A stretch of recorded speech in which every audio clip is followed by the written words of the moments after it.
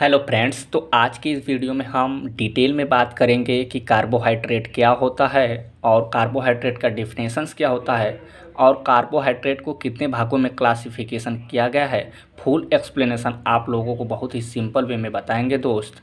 तो देखिए यहाँ पर लिखा गया है कि कार्बोहाइड्रेट जिसे प्रायः शक्कर कहा जाता है। ठीक है, तो कार्बोहाइड्रेट को शक्कर के नाम से जाना जाता है। अधिकांश जीवों में कार्बोहाइड्रेट को स्टार ऑफ लाइफ कहा जाता है, यानी कि जीवन दंड कहा जाता है। ठीक है, ये ऊर्जा के बहुत महत्वपूर्ण साधन है जो जीवों के विभिन्न उपापचयी यानी मेटाबॉलिक क्रियाओं के लिए आवश्यक होता है। ठीक है, जो कार्बोहाइड्रेट होता है, पौधों में कार्बोहाइड्रेट प्रायः अधिक होता है, किसकी अपेक्षा? जानवरों की अपेक्षा। ठीक है, अब देखिए कि कार्बोहाइड्रेट को पहले कार्बन के हाइड्रेट कहा जाता है। अर्थात कहने का मतलब यह है कि यह जो कार्बोहाइड्रेट होता है, कार्बोहाइड्रेट मुख्यतः 3 शब्द से मिलकर बना है। पहला होता है कार्बन, सेकेंड होता है हाइड्रोजन, थर्ड होता है ऑक्सीजन।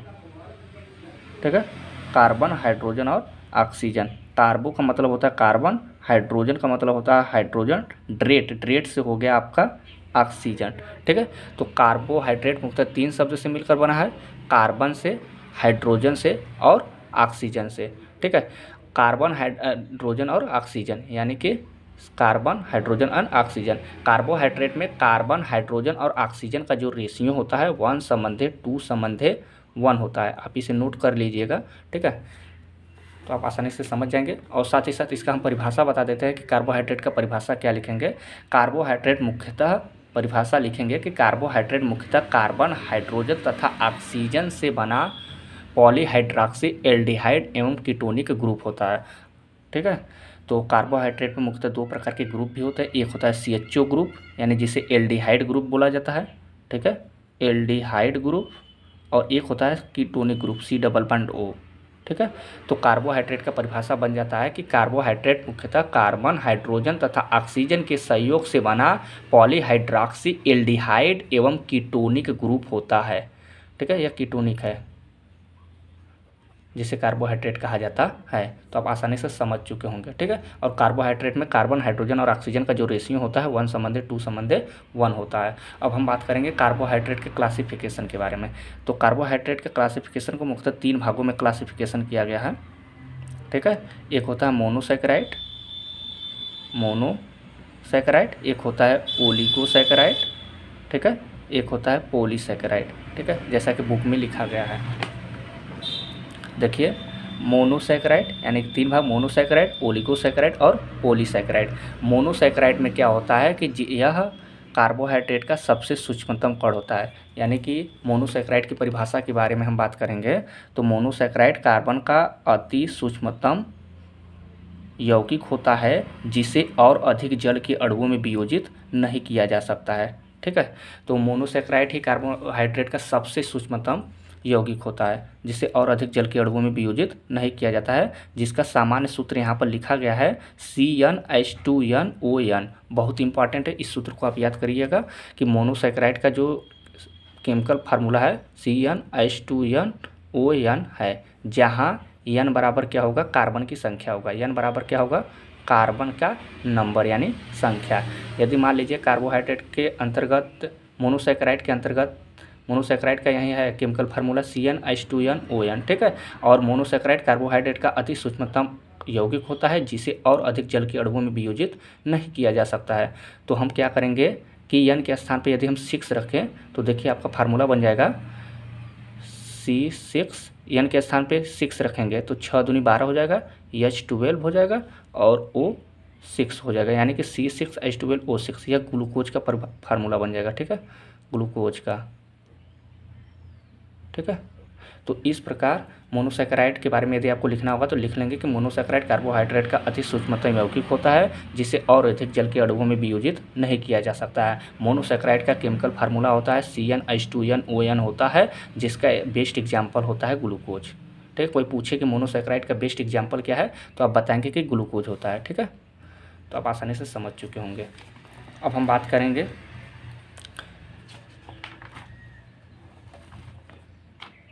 ठीक है, अब हम बात करेंगे ओलिगोसैकेराइड। ओलिगोसैकेराइड का मतलब यह होता है कि इसमें जो होता है कि मोनोसैकेराइड के 2 या 2 से अधिक अणुओं से बनता है। ठीक है, तो ओलिगोसैकेराइड के बारे में यदि आपको लिखना होगा तो यही बात याद कीजिएगा कि ओलिगोसैकेराइड मोनोसैकेराइड के 2 या 2 से अधिक अणुओं से मिलकर बना होता है। ठीक है, ओलिगोसैकेराइड में 2 भाग होते हैं, एक को बोला जाता है डाइसैकेराइड और एक को बोला जाता है ट्राइसैकेराइड। ठीक है, ओलिगोसैकेराइड का 2 भाग, एक होता है ओलिगोसैकेराइड, ठीक, अरे सॉरी, ओलिगोसैकेराइड के 2 भाग होते हैं, एक होता है डाइसैकेराइड और एक होता है ट्राइसैकेराइड। डाइसैकेराइड का फार्मूला होता है CnH2ON-1 होता है और ट्राइसैकेराइड का CnH2ON-2 होता है। तो आप यह केमिकल फार्मूला जरूर याद कीजिएगा कि डाइसैकेराइड का केमिकल फार्मूला यह होता है और ट्राइसैकेराइड का केमिकल फार्मूला यह होता है। जैसे मान लीजिए अब हम एग्जाम्पल के माध्यम से आपको समझाएं तो देखिए कि CnH2ON-1 यह किसका था, डाइसैकेराइड का। ठीक, यानी कि मैंने बताया कि इसमें क्या होता है, यह मोनोसैकेराइड के 2 या 2 से अधिक अणुओं से मिलकर बना होता है। 2 से 10 अणुओं के मिलने से बनता है। यदि मोनोसैकेराइड का 2 से लेकर 10 अणु आपस में मिलकर बनेंगे तो वह आपका ओलिगोसैकेराइड का निर्माण करेगा।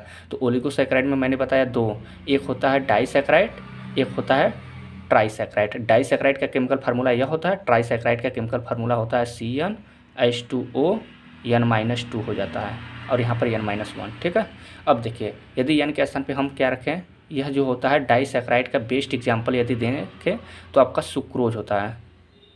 सुक्रोज, इसे हम बोलते हैं चीनी। ठीक है, अब देखिए चीनी का फार्मूला क्या होता है, C12H22O11 होता है। अब क्या करेंगे कि इसी फार्मूला में हम N के स्थान पे क्या रखेंगे, 12 रखेंगे। तो देखिए ये आता है कि नहीं, देखिए C के स्थान पे 12 रखेंगे तो C 12 हो जाएगा। अब देखिए H2O है तो H2O को वैसे ही रहने देंगे, N के स्थान पे क्या रखेंगे, 12 माइनस 1 कर देंगे तो C12 हो जाएगा। H2O 12 में से 11 आपका हो जाएगा। अब देखिए इसका क्या करेंगे, कोष्टक जब हटाएंगे तो इसका मल्टीप्लिकेशन करेंगे तो C12 हो जाएगा, H 11 दूनी 22, इसका गुणा करेंगे तो H22 हो जाएगा। O, फिर O में 11 का गुणा करेंगे तो O11, यानी C12H22O11। तो आप आसानी से समझ जाएंगे कि फार्मूला यह कैसे बना है। ठीक है, उसी प्रकार ट्राइसैकेराइड। ठीक है, ट्राइसैकेराइड का फार्मूला यह है। तो देखिए यहाँ पर दिखा है डाइसैकेराइड का बेस्ट एग्जाम्पल। आपको याद करना पड़ेगा कि डाइसैकेराइड के अंतर्गत कौन कौन से एग्जाम्पल आते हैं। तो यहाँ पर लिखा गया है सुक्रोज, माल्टोज, लैक्टोज। ठीक है, इसमें से 2-3 ठो आप याद कर लेंगे।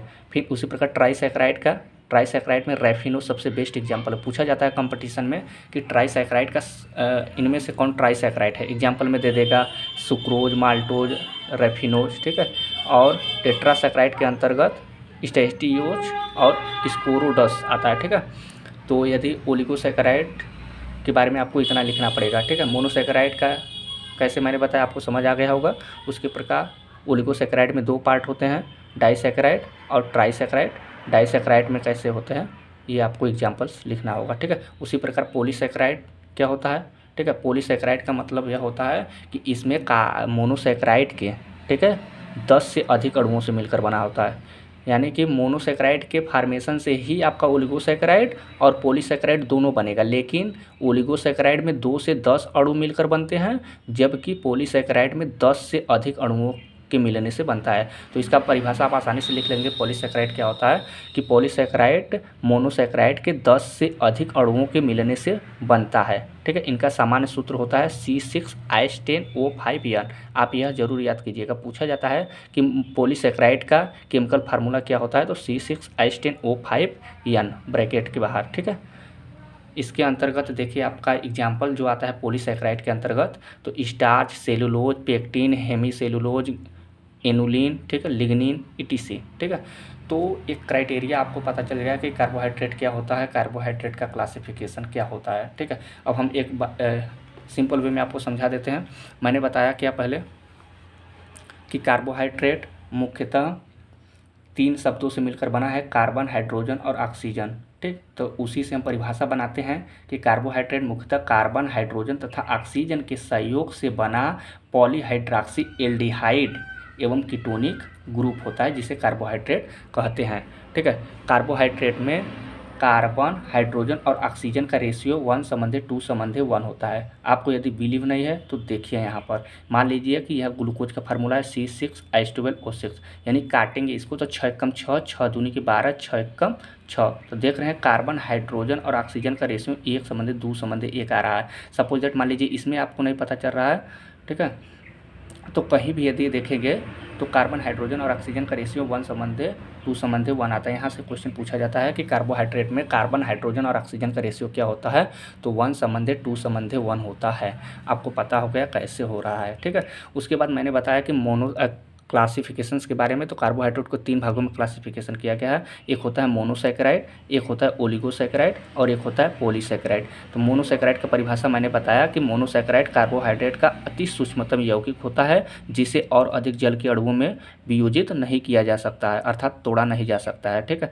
तो मोनोसैकेराइड का मैंने फार्मूला भी बताया कि क्या होता है, ठीक। तो मोनोसैकेराइड का केमिकल फार्मूला CnH2nOn होता है। तो n के स्थान पे 6 रखेंगे तो C6H12O6, ठीक, जो कि ग्लूकोज का फार्मूला है। तो मोनोसैकेराइड का सबसे बेस्ट एग्जांपल क्या है, ग्लूकोज, ठीक है। उसी प्रकार ओलिगोसैकेराइड मैंने बताया, ओलिगोसैकेराइड का निर्माण मोनोसैकेराइड के 2 से अधिक अणुओं के मिलने से बनता है। ओलिगोसैकेराइड में 3 भाग मैंने बताया था, एक बताया था डाइसैकेराइड और एक बताया था ट्राइसैकेराइड, ठीक है, और एक टेट्रासैकेराइड बताया था। डाइसैकेराइड का मैंने फार्मूला यहाँ पर बताया था CnH2ON-1, और इसमें n बराबर 12 रख के चीनी का फार्मूला बताया था, ठीक है, जो डाइसैकेराइड का बेस्ट एग्जांपल है, सुक्रोज जिसे बोलते हैं, ठीक है। उसके बाद मैंने बताया था ट्राइसैकेराइड का फार्मूला यहाँ पर बताया था, ठीक है, CnH2ON-1 बताया था, ठीक है, ट्राइसैकेराइड के अंतर्गत रेफिनोज, ठीक है। उसके बाद पॉलीसैकेराइड के अंतर्गत डाइसैकेराइड, ट्राइसैकेराइड, टेट्रासैकेराइड, ठीक है। एक टेट्रासैकेराइड बताया था जिसके अंतर्गत कौन कौन से आते थे, स्टार्च हो गया, हेमीसेलुलोज हो गया, लिग्निन हो गया, ठीक है, ETC, ठीक है।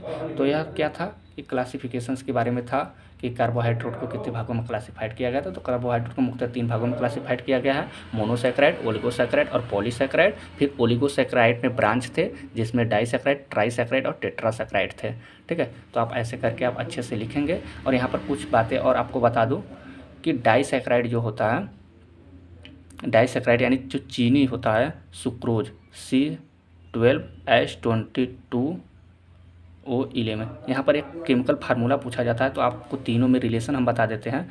यदि आप सुक्रोज को तोड़ेंगे ना, तो आपका बनेगा ग्लूकोज प्लस फ्रक्टोज बनेगा, ठीक है। ग्लूकोज और सुक्रोज यानी चीनी को जब तोड़ेंगे तो ग्लूकोज और फ्रक्टोज में टूटेगा, ठीक है। ग्लूकोज का केमिकल फार्मूला C6H12O6 होता है और फ्रक्टोज का भी वही होता है C6H12O6, लेकिन उसकी केमिकल जब संरचना बनाएंगे तो दोनों में डिफरेंस होता है, ठीक है। और यदि आप माल्टोज को तोड़ेंगे तो आप लिखेंगे ग्लूकोज प्लस ग्लूकोज, ठीक है, ग्लूकोज प्लस ग्लूकोज होगा, ठीक है। एक होता है माल्टोज हो गया, यानी कि माल्टोज का मतलब होता है ग्लूकोज और ग्लूकोज, और सुक्रोज को तोड़ेंगे तो ग्लूकोज और फ्रक्टोज होता है, ठीक है। एक होता है लैक्टोज को करेंगे तो ग्लूकोज और गैलेक्टोज, ठीक है। तो यहाँ पर एक आपको ट्रिक बता रहे हैं ताकि आपको कन्फ्यूजन है, क्योंकि यहाँ से कंपटीशन में क्वेश्चन पूछा जाता है कि सुक्रोज दे देगा, सुक्रोज इक्वल है glucose plus fructose, glucose plus galactose, glucose plus, ठीक है, ग्लूकोज प्लस गैलेक्टोज, या तो ग्लूकोज प्लस ग्लूकोज, या तो ग्लूकोज प्लस फ्रक्टोज। तो आप देखिए कि कोई भी सुक्रोज हो या माल्टोज हो या लैक्टोज हो, ठीक है, इसको यदि आप तोड़ेंगे तो सब में ग्लूकोज बनेगा, देख रहे हैं, सब में ग्लूकोज। अब आपको चेंज करना है यहाँ पर, तो देखिए यहाँ पर देखिए, माल्टोज का अर्थ हिंदी में निकालिए आप मालामाल, ठीक है। तो गर्मी के दिनों में स्टूडेंट क्या करते हैं, ग्लूकोज का घोल पीते हैं, यानी कि ग्लूकोज पर, यानी कि 1 गिलास ग्लूकोज पिए फिर 1 गिलास ग्लूकोज पिए, तो आप क्या हो जाएंगे, माला माल हो जाएंगे। यानी माल्टोज में बात किया जाएगा ग्लूकोज पर ग्लूकोज का घोल लिया जाएगा, तो आप समझ जाएंगे कि माल्टोज में ग्लूकोज प्लस ग्लूकोज ही होता है। और सुक्रोज में एक याद कर लीजिएगा, ग्लूकोज प्लस फ्रक्टोज होता है।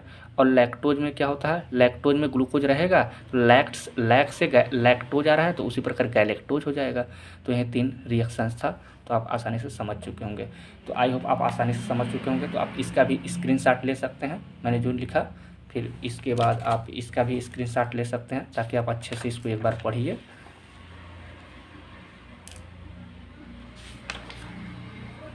आई होप आपको संपूर्ण एनालिसिस मिल चुका होगा।